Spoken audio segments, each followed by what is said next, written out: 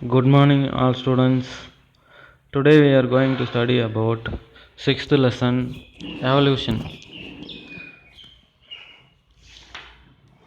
Evolutionல chapter outlineல origin of life, evolution of life forms, life உருவான விதம், next geological time scale, next biological evolution, evidence for biological evolution, theories of biological evolution, mechanism of evolution, அப்புறம் Hardy Weinberg principle, last வந்து origin and evolution of man. இந்த லெசனில் நாம் இவ்வளோ தான் நம்ம படிக்க போகிறோம். முதல்ல வாட் இஸ் எவல்யூஷன்? எவல்யூஷன் அப்படின்னா என்ன? Evolution refers to the heritable changes in characteristics of a population of species from one generation to another generation. Evolution refers to the heritable changes in characteristics of a population of species. ஒரு ஸ்பீஷியஸில், ஒரு பாப்புலேஷனில், ஒரு கேரக்டரில் ஒரு குறிப்பிட்ட மாற்றம் ஏற்படுவதே evolution என்று அழைக்கிறோம். One generation to another generation, அதாவது ஒரு ஜென்ரேஷன்லேருந்து இன்னொரு ஜென்ரேஷன் புது கேரக்டர்ஸோட அனிமல்ஸ் பிறக்கும். அதுக்கு பேர் தான் எவல்யூஷன் அப்படின்னு அர்த்தம். ஃபார் எக்ஸாம்பிள் இங்கே பார்த்தோம் அப்படின்னா இந்த குதிரையோட எவல்யூஷன் வந்து இங்கே கொடுத்துருக்கோம். அதாவது எக்கினோ, அதாவது யோஹிப்பஸ், அப்புறம் மீசோஹிப்பஸ், மேரி அதாவது மெரிக் ஹிப்பஸ், அப்புறம் ஃபிலோஹிப்பஸ். லாஸ்ட்டாக குதிரையோட ஆரிஜின் வந்து என்ன ஆக்சுவலாக இருக்கிறது யூஸ், அதாவது யுக்ஸ் அப்படின்னு சொல்லுவாங்க. இதில் இது எந்தெந்த காலத்தில் வந்து இந்த மாதிரி உருவெடுத்து வந்தன அப்படின்னு சொன்னால் யோசினோ, அப்புறம் ஆலிகோசினோ, மயோசினோ, அப்புறம் பிலோசினோ, அப்புறம் வந்து பெலியோஸ்டோசினோ. இந்த மாதிரி காலகட்டங்களில் இந்த குதிரையோட எவல்யூஷன் வந்து இந்த மாதிரி நடந்திருக்கிறது. நெக்ஸ்ட்டு ஆர்கானிக் எவல்யூஷன், அதாவது ஹியூமன் பீயிங்ஸு எப்படி வந்தாங்க அப்படின்னு சொல்கிறது தான் இது. ஃபஸ்ட்டு ஆர்கானிக் எவல்யூஷன், அப்புறம் கல்ச்சுரல் எவல்யூஷன், அப்புறம் வந்து கெமிக்கல் எவல்யூஷன், அப்புறம் ஆர்கானிக் எவல்யூஷன், அப்புறம் cultural evolution. Estimated age of our earth is 4.5 to 4.6 billion years. அதாவது எஸ்டிமேட்டடாக தான் வந்து சொல்கிறாங்க, நமக்கு வந்து கன்ஃபார்மாக தெரியலை. Estimated age of our earth is 4.6 to, அதாவது 4.5 to 4.6 billion years. 4.5 billion years ago earth வந்து இந்த மாதிரி தான் காட்சியளித்தது. நவ் இப்போ இருக்கிற காலகட்டத்தில் இந்த எர்த்தோட வடிவமைப்பு இந்த மாதிரி காணப்படுகிறது. Next origin of life on earth. Origin of life on earth, பூமியில் உயிர்கள் உருவான விதம். ஆரிஜின் ஆஃப் லைஃப் இதில் தேரி ஆஃப் ஸ்பெஷல் கிரியேஷன், அப்புறம் வந்து தேரி ஆஃப் ஸ்பான்டனியஸ் ஜென்ரேஷன், அப்புறம் பிக் பேங் தேரி, அப்புறம் தேரி ஆஃப் பயோஜெனிசிஸ், அப்புறம் தேரி ஆஃப் கெமிக்கல் எவல்யூஷன். இந்த இத்தனை தேரிஸ் வந்து இந்த ஆரிஜின் ஆஃப் லைஃப் ஆன் எர்த்துக்கு வழங்கப்படுகிறது. Theory of origin of life's வந்து first theory of special creation, next theory of spontaneous generation, அப்புறம் தேரி ஆஃப் பயோஜெனிசிஸ், அப்புறம் பிக் பேங் தேரி, லாஸ்ட் வந்து theory of chemical evolution. Theory of special creation இதில் என்ன சொல்லியிருக்கோம் அப்படின்னு கேட்டிங்கன்னா, life on earth was created by supernatural power. Life வந்து கடவுளால் உருவாக்கப்பட்ட ஒன்று அப்படின்னு சொல்கிறோம் இந்த தேரியில். அடுத்தது gives importance to religion and myths. அதாவது இங்கே வந்து ரிலீஜியஸுக்கு ரொம்ப இம்பார்ட்டன்ஸ் வந்து கொடுக்குறோம். எதனால அப்படின்னா கடவுள் வந்து இந்த உலகத்தை படைத்தார் என்று நம்புவதனால்.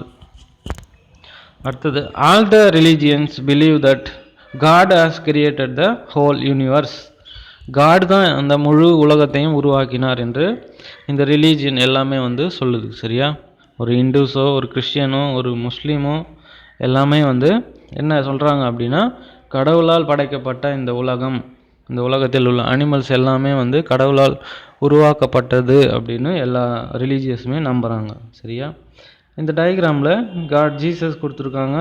ஜீசஸ் தான் என்ன பண்ணுறாரு, ஆதாம் ஏவாள் அப்படின்ற 2 பேரை வந்து மனுஷனுங்களை வந்து முதல்ல படைச்சார் அப்படின்னு இந்த கிறிஸ்டியன்ஸில் சொல்கிறாங்க. Next theory of spontaneous generation. தேரியில் பார்த்தோம் அப்படின்னா ஸ்பான்டனியஸ் ஜென்ரேஷன் அப்படின்னு ஒன்று இருக்குது, அல்லது ஏபயோஜெனிசிஸ் அப்படின்னு இன்னொரு பேர் இருக்குது. சரியா? உயிரற்ற பொருட்களிலிருந்து உயிர்கள் உருவாகின அப்படின்னு சொல்கிறது தான் இந்த தேரி. இதில் flask unsealed, flask sealed, flask covered with gauze. இப்போ பார்த்தோம் அப்படின்னா living organism have originated from non living things through chemical and molecular evolution over many years. பல வருடங்களுக்கு பிறகு அதாவது உயிரற்ற பொருட்களான கெமிக்கலில் இருந்து இந்த உயிர்கள் வந்து உருவாகின அப்படின்னு கண்டுபிடிச்சாங்க. அதாவது இந்த தேரி சொல்கிற அந்த டெஃபினிஷன். சரியா? இந்த term abiogenesis was coined by Thomas ஹக்ஸ்லே.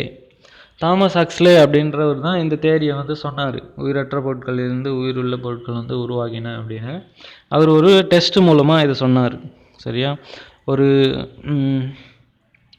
ஒரு ஃப்ளாஸ்கில் அதாவது ஒரு சின்ன கறி பீஸ் வந்து வச்சுருக்காங்க. அந்த கறி பீஸ்லேருந்து என்ன உருவாச்சு அப்படின்னா அந்த ஈக்கள் வந்து புழுக்கள் வந்து உருவாச்சு அப்படின்னு அவர் சொல்கிறாரு.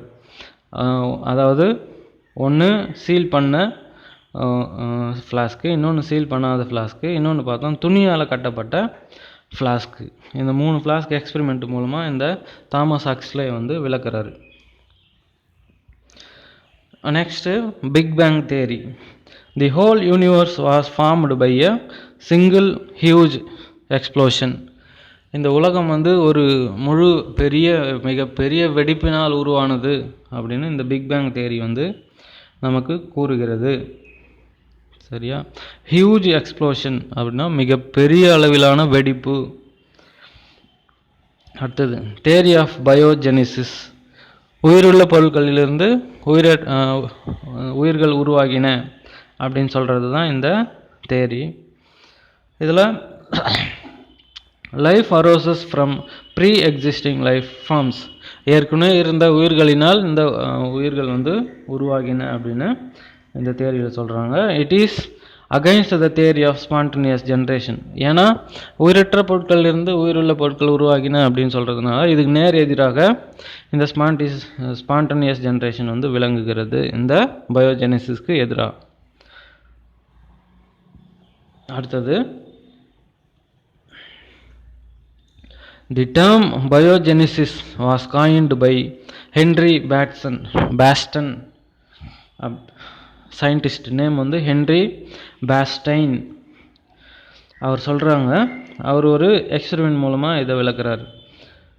Swan neck flask experiment of Louis Pasteur. Louis Pasteur வந்து எதை விளக்குனார் அப்படின்னு சொன்னால் ஃபெர்மெண்டேஷன் ப்ராசஸ் வந்து விளக்கினார். ஃபெர்மெண்டேஷனில் என்ன நடக்கும் அப்படின்னு கேட்டிங்கன்னா அந்த சுகர் சொல்யூஷனில் ஈஸ்ட் வந்து ஃபார்ம் ஆகி ஆல்கஹால் உருவாக்கம் நடைபெறும். அதை தான் வந்து இவர் சொல்கிறாரு, லூயிஸ் பாஸ்டியர். ஓகேவா? Next theory of chemical evolution. Chemical evolution அப்படின்னு சொல்கிறது கெமிக்கல்ஸ் மூலமாக உயிரினங்கள் உருவாகின அப்படின்னு இந்த தேரி வந்து சொல்கிறது. ஆப்பரியன் அப்புறம் ஹால்டைன் இந்த 2 பேரும் தான் இந்த தேரியை வந்து சொல்கிறாங்க. Primitive organisms on the early earth developed spontaneously from inorganic substances and physical forces like lightning, ultraviolet rays, etc. அதாவது primitive organisms on the early earth developed spontaneously from organic substances and physical forces. Organic substances மூலமாகவும் physical forces மூலமாகவும் இங்கே உயிரினங்கள் தோன்றின என்று இவர்கள் கூறுகிறார்கள். Next, O'Brien suggested that organic compounds underwent reaction forming complex nucleus complex molecules called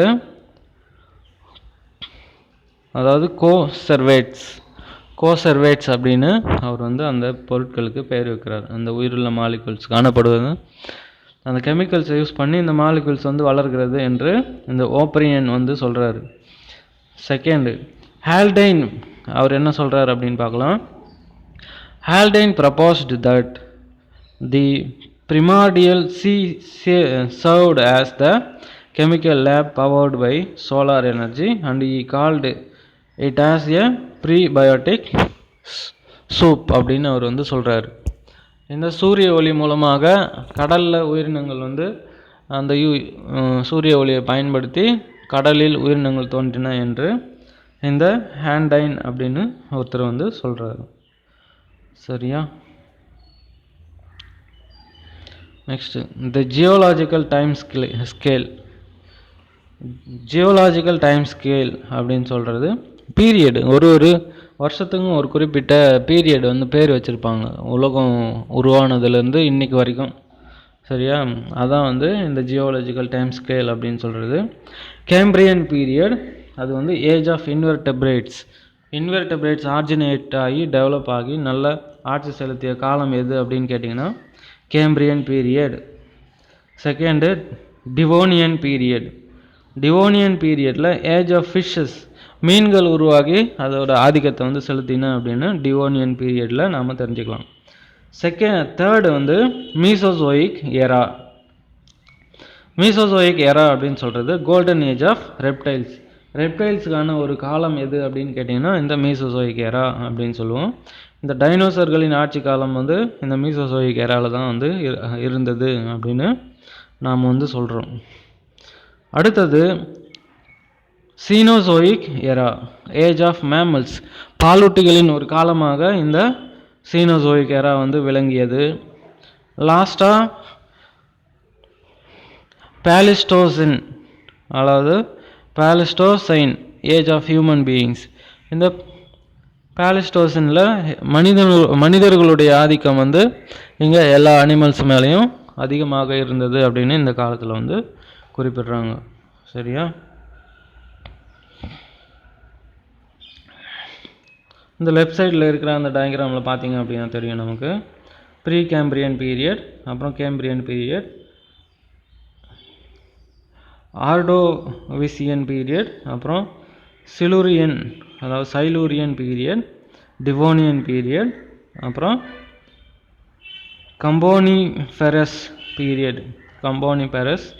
period, அப்புறம் Permian period, Triassic period, Jurassic period, அப்புறம் கிரெட்டேசியஸ் பீரியட், அப்புறம் பேலண்டைன் பீரியட், அப்புறம் நியோஜின் பீரியட், லாஸ்ட்டாக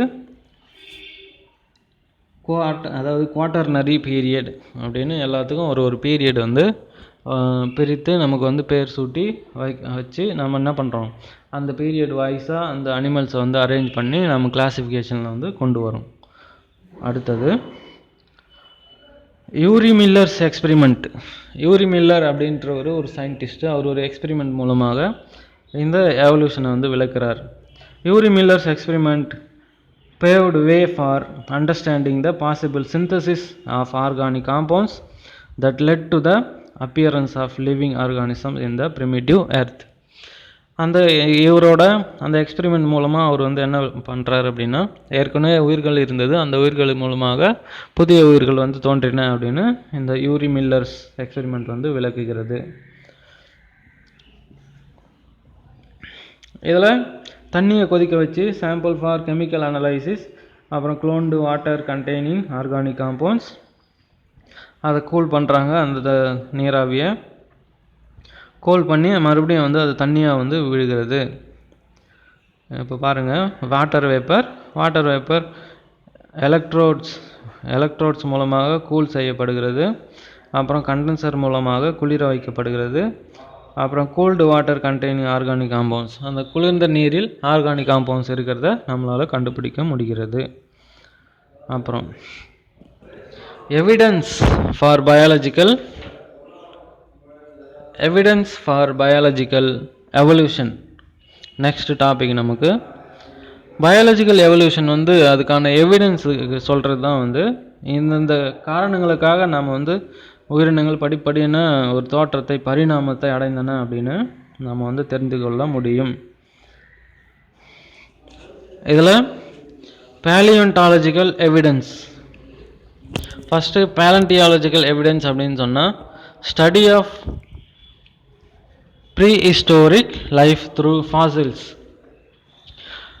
அதாவது பேலியோன்டாலஜி அப்படின்னு சொன்னால் ஃபாசில்ஸை வச்சுக்கின்னு நாம் எவல்யூஷனை படிக்கிறதுக்கு பேர் தான் பேலியோன்டாலஜி அப்படின்னு பேர். Palaeontology refers to the study of prehistoric life through fossils. அப்புறம் fossils are the true witness of the evolution. நம்மளுக்கு ஃபாசில்ஸ் மட்டும்தான் ஒரே ஒரு விட்னஸாக இருக்கிறது எவல்யூஷனுக்கு. Fossilisation is the process by which plant and animal remains are preserved in sedimentary rocks. Categories of fossils. Fossilஸோட categories என்னென்ன அப்படின்னா ஆக்சுவல் ரிமைன்ஸ், பெர்டிஃபிகேஷன், அப்புறம் last natural, mould and cast அப்படின்னு சொல்லுவாங்க. இப்போ ஆக்சுவல் ரிமைன்ஸ் அப்படின்னு சொன்னால் என்ன அப்படின்னா actual remain is the most common method of fossilisation. The original parts such as bone, teeth are preserved such. இது எல்லாமே ப்ரிசர்வ் ஆகிட்டு இருக்கும் அப்படியே. அதாவது அது அழிஞ்சு போகாமல் பனியெலாம் இருக்கு இல்லையா, ஐஸ் கட்டி அந்த மாதிரி இடத்துலலாம் பார்த்தோம் அப்படின்னா அப்படியே ப்ரிசர்வ் ஆகி அப்படியே தான் அந்த அனிமல்ஸ் மக்காமல் எதுவுமே அது பயோ டீகம்போஸ் ஆகாமல் அப்படியே இருக்கிறதுக்கு பேர் தான் அந்த ஆக்சுவல் ரிமைன்ஸ் அப்படின்னு பேர். இதுக்கு எக்ஸாம்பிள்ஸ் உள்ளி மேமாத் இன் சைபீரியன் கோஸ்ட். சைபீரியன் கோஸ்ட் கடல் பகுதிகளில் இந்த முடிகள் நிறைந்த மேமாத் யானை இனங்கள் அப்படியே ப்ரிசர்வ் ஆகி இருந்தன. அடுத்தது bones of dinosaurs in North America. North அமெரிக்காவில் டைனோசரோட எலும்புகள் கிடைத்தன. Human dead bodies in Pompeii city. Pompeii சிட்டியில் ஹியூமன் டெட் பாடிஸ் அப்படியே ப்ரிசர்வ் ஆகி காணப்பட்டது. அடுத்தது in petrified fossils the organic materials are replaced by minerals such as silica, carbonate or bicarbonates. இந்த பெட்ரிஃபைடு ஃபாசில்ஸ்ன்னு சொல்கிறோம் இல்லையா, இது என்ன அப்படின்னா அந்த சிலிக்காவால் மூடப்பட்டுரும். முழு ஆர்கானிசமும் என்ன ஆகிடும் அப்படின்னா அந்த கெமிக்கல்ஸால் மூடப்பட்டு அப்படியே ப்ரிசர்வ் ஆகி காணப்படும். அதுக்கு பேர் தான் பெட்ரிஃபைடு அப்படின்னு பேர். இதில் இந்த டயக்ராமில் நம்ம பார்த்தீங்கன்னா தெரியும், இந்திய புவியியல் ஆய்வுத்துறை தேசிய கல்மர பூங்கா திருவக்கரையில் இது பூங்கா காணப்படுகிறது. Geological survey of India, national fossil wood park. மரங்கள் கல்லாக மாறி இருப்பது இங்கே காணப்படுகிறது. இந்த கல்லாகிறதுக்கு காரணம் என்ன அப்படின்னு கேட்டிங்கன்னா சிலிக்கா, கார்பனேட்ஸ் அப்புறம் பைகார்பனேட்ஸ் தான் இந்த மரத்தை கல்லாக மாற்றியது. அடுத்தது a mold is formed when the body of organism completely disintegrates and leaves a cavity or impression on rock. இந்த மோல்டு அப்படின்னு சொல்கிறது ஒன்றும் இல்லை. நமக்கு மோல்டு எடுக்கிறதுக்கு தெரியும் இல்லையா, அதாவது நமக்கு சாவி செய்கிறவங்களாம் தெரியும், சோப்பில் அந்த சாவியோட மோல்டு எடுத்து நம்மளுக்கு டூப்ளிகேட் சாவி எடுத்து கொடுப்பாங்க. அதே டெக்னிக் தான் இது. என்ன ஆகிடும் அப்படின்னா மண்ணோ இல்லை பாறையோ நடுவில் அந்த உயிரினங்கள் போய் மாட்டிக்கிச்சு அப்படின்னா அந்த பாறைகளை என்ன பண்ணும், படிப்படியாக அந்த உயிரினத்து மேலே படிஞ்சு அந்த உயிரினத்தோட அந்த மோல்டை எடுத்துடும். அதுக்கு பேர் தான் மோல்டு அப்படின்னு பேர். A cast is formed when the cavities of the mold get filled by minerals and get harder. அந்த மோல்டில் என்ன ஆகிடும், காலியாக இருக்கணும் இல்லையா, அந்த இடத்துல கெமிக்கல்ஸ் போய் என்ன ஆகிடும் அப்படின்னா ஃபில் ஆகி அந்த அனிமல் மாதிரி ஒரு மாடல் வந்து நமக்கு கிடைத்துவிடும். அதுக்கு பேர் தான் கேஸ்ட் அப்படின்னு பேர், natural moulds and cast formation. அடுத்தது வந்து கோப்ராலைட்டஸ். கோப்ராலைட்டஸ் அப்படின்னு சொல்கிறது ஒன்றும் இல்லை,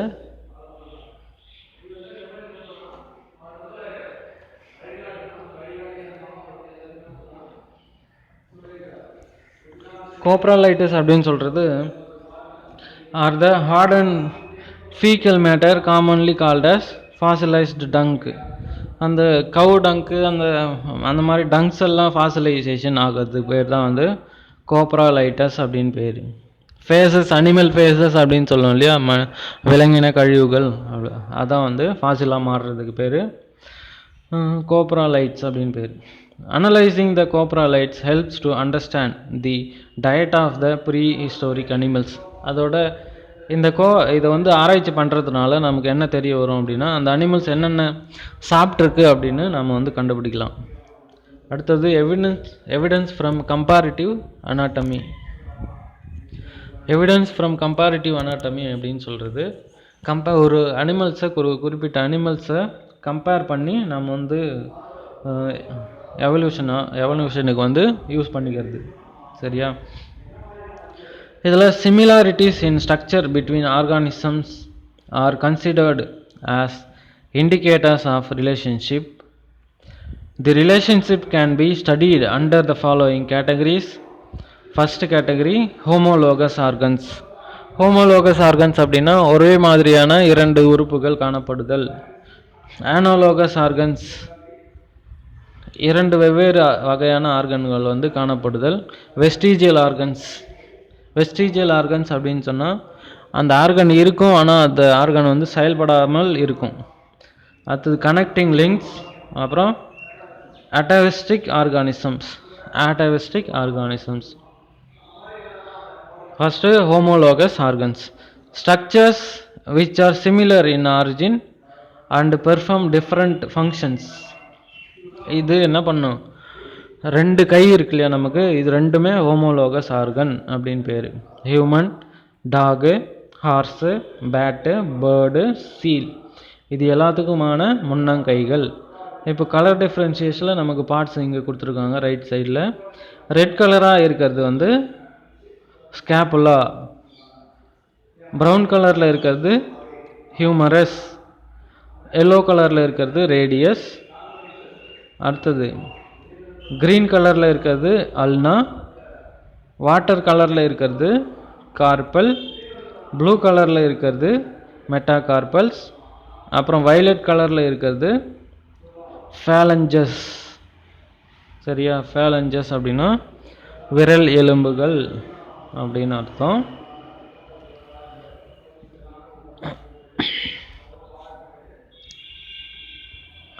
அடுத்தது த்ரோன் ஆஃப், அதாவது bougainvillea species and tendrils of Pisum sativum. Both are the modification of stem, but throne of bougainvillea is used for defense, whereas the tendrils of Pisum sativum is used for support. இதில் ரெண்டு விதமான தாவரங்கள் வந்து கொடுக்கப்பட்டிருக்குது. இரண்டு விதமான தாவரங்களிலும் இந்த differentiation நமக்கு தெரியுது. சரியா? ஒன்றுத்தில் முள்ளாக மாறி இருக்கு, ஒன்றுத்தில் வந்து அந்த இலைகளாக மாற்றப்பட்டு காணப்படுகிறது. ஓகே, இது ரொம்ப டீப்பாக போக வேண்டாம். அடுத்தது பாருங்கம்மா, அனாலோகஸ் ஸ்ட்ரக்சர்ஸ். அனாலோகஸ் ஸ்ட்ரக்சர்ஸ் வந்து bird and insect wings are analogous. They serve the same functions but have different evolutionary origin. வேறு வேறு இடத்துல உருவாகி இருக்கும், ஆனால் ஒரே வேலையை வந்து இவை செய்யும். அதுக்கு பேர் அனாலோகஸ் ஸ்ட்ரக்சர்ஸ் அப்படின்னு பேர். இந்த ரெக்கைகளை பார்த்தா நமக்கு தெரியும். அடுத்ததுமா, the filibers of dolphin and the wings of penguin both differ in structure and origin, but they are similar in functions. பெங்குயினுக்கும் டால்ஃபினுக்கும் ரெண்டு ஆன்ஸ் இருக்குது இல்லையா, அது ரெண்டுமே பார்த்தோம் அப்படின்னா வேறு வேறு ஃபங்க்ஷனை வந்து செய்கிறது. பெங்குயினுக்கு நீந்தி தள்ளுவதற்காக துடுப்பு போன்று செயல்படுகிறது, ஆனால் டால்ஃபினுக்கு மேற்பக்க ஒரு அதாவது கத்தி போன்ற ஒரு அமைப்பை உருவாக்குவதற்கு அவை பயன்படுகிறது. அடுத்தது similarly potato and sweet potato both are scene underground and stores starch, but potato is a modified stem whereas sweet potato is a modified root. இப்போ பார்த்தா உருளைக்கிழங்கு நமக்கு மாடிஃபைடு தண்டு, வெள்ளிக்கிழங்கு நமக்கு மாடிஃபைடு வேறு. சரியா? அடுத்தது analogous structures result in convergent evolution. Analogous structures வந்து கன்வர்ஜென்ட் எவல்யூஷனை வந்து நமக்கு வந்து விளக்குகிறது. அடுத்தது வெஸ்டீஜியல் ஸ்ட்ரக்சர்ஸ். வெஸ்டீஜியல் அப்படின்னா பயன்படாமல் இருக்கக்கூடிய உறுப்பு தான் வந்து வெஸ்டீஜியல் ஸ்ட்ரக்சர்ஸ் அப்படின்னு சொல்லுவோம். இந்த வெஸ்டீஜியல் விங்ஸ் அப்படின்னு ஒன்று நம்ம வந்து கேள்விப்படுவோம். அது வந்து எங்கே இருக்கும் அப்படின்னா பழப்பூச்சி இருக்கு இல்லையா, பழப்பூச்சியில் வெஸ்டீஜியல் விங்ஸ் வந்து காணப்படும். எதனால் காணப்படுகிறது அப்படின்னா அது ஒரு ஜெனட்டிக்கல் டிஸார்டர் மூலமாக அந்த விங்ஸ் வந்து சுருங்கிவிடும். அதுக்கு பேர் தான் வெஸ்டீஜியல் விங்ஸ் அப்படின்னு பேர். நமக்கு இங்கே எக்ஸாம்பிளுக்கு என்ன கொடுத்துருக்கோம் அப்படின்னா ஹியூமன்ஸோட அப்பண்டிக்ஸ், குடல் வால் இருக்கு இல்லையா, அந்த குடல் வால் வந்து நமக்கு வெஸ்டீஜியல் ஸ்ட்ரக்சராக வந்து காணப்படுகிறது. இதோட ஃபங்க்ஷன் என்ன அப்படின்னு இன்றைக்கி வரைக்கும் யாருக்கும் தெரியலை. இது வந்து எந்த விதமான ஃபங்க்ஷனையும் வந்து செய்வது கிடையாது. லார்ஜ் இன்டெஸ்டைனில் ஒரு முனை பகுதியில் அந்த ப்ளூ கலரில் காமிச்சிருக்காங்க பாருங்கள், அதுக்கு பேர் தான் அப்பண்டிக்ஸ். இது எங்கே இருக்கும் அப்படின்னா ஸ்மால் இன்டெஸ்டைனும் லார்ஜ் இன்டெஸ்டைனும் ஜாயிண்ட் ஆகிற ஒரு இடத்துல இந்த அப்பண்டிக்ஸ் வந்து காணப்படுகிறது. அடுத்தது structures that are of no use and are not necessary for the survival of the individual. அந்த ஆர்கன்ஸ்னால எந்த யூஸுமே வந்து கிடையாது, அதை தான் வந்து வெஸ்டீஜியல் அப்படின்னு சொல்லுவோம். அடுத்தது ஹியூமன் அப்பண்டிக்ஸ், விஸ்டம் டீத், அப்புறம் ஏர் மசில்ஸ், பாடி ஹேர்ஸ், மேல் நிப்பிள், அப்புறம் நெக்டிடேட்டிங் மெம்பரேன். இது எல்லாமே வந்து ஹியூமன் பாடியில் காணப்படக்கூடிய அப்பண்டிக்ஸ் ஸ்ட்ரக்சர்ஸ். அடுத்தது ஹியூமன் வெஸ்டீஜஸ். கண்ணில் காணப்படக்கூடிய அந்த எக்ஸ்ட்ராவான அந்த சதை வளர்ச்சி, பற்களில் காணப்படக்கூடிய அந்த விஸ்டம் லாஸ்ட்டு இருக்கிற பல், காதில் காணப்படக்கூடிய காது முடிகள், உடம்பில் காணப்படக்கூடிய உடம்பு முடிகள், அப்புறம் நம்மளோட ஸ்பைனல் கார்டில் இருக்கிற லாஸ்ட்டாக இருக்கிற அந்த எலும்பு வந்து தேவையில்லை நமக்கு. அப்புறம் பாடி ஹேர்ஸு, இது எதுவுமே வந்து நமக்கு தேவையில்லாத உறுப்புகள். அடுத்தது கனெக்டிங் லிங்க். கனெக்டிங் லிங்க் அப்படின்னா இரண்டு ஆர்கானிசமை இணைக்கின்ற ஒரு ஆர்கானிசம் தான் வந்து கனெக்டிங் லிங்க் அப்படின்னு சொல்லுவோம். Organism which possesses the characters of two different groups. இரண்டு குரூப்ஸுக்கு உண்டான கேரக்டர்ஸை இது வந்து ஒன்றா பெற்றிருக்கும், அதுக்கு பேர் தான் கனெக்டிங் லிங்க் அப்படின்னு சொல்லுவோம். இதில் ஃபஸ்ட்டு வந்து பெரிபேட்டஸ், செகண்ட் வந்து பிளாட்டிபஸ், தேர்டு வந்து ஆர்கியோப்டெரிக்ஸ். ஏ டயக்ராமில் பார்க்கறது நம்ம பெரிபேட்டஸ், பி டயக்ராமில் பார்க்கறது பிளாட்டிபஸ், சி டயக்ராமில் பார்க்கறது ஆர்கியோப்டெரிக்ஸ்.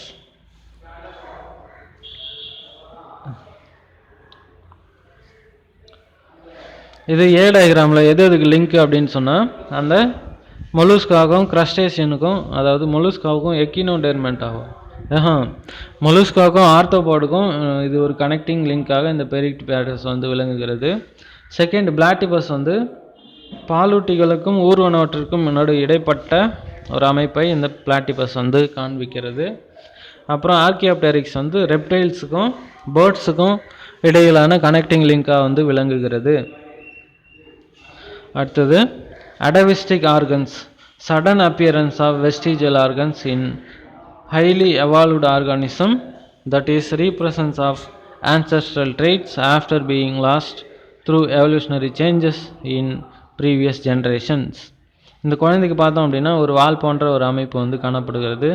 இந்த வால் போன்ற அமைப்பு நம்மளோட மூதாதைகள் என கூறப்படுகின்ற குரங்கு இனத்துக்கு உண்டானது. சரியா? அது வந்து திடீர்னு அப்பியர் ஆகிறது தான் வந்து அடவஸ்டிக் ஆர்கன் அப்படின்னு பேர். அடுத்தது embryological evidence. Embryological evidences for biological evolution. Embryonic எவல்யூஷனை நாம் வந்து நெக்ஸ்ட் கிளாஸில் பார்க்கலாம்.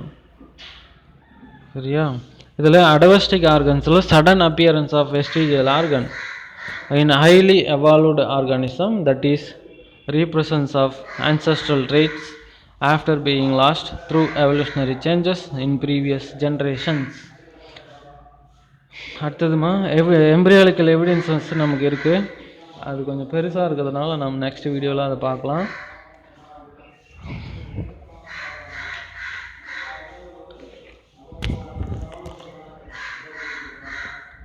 Thank you, students.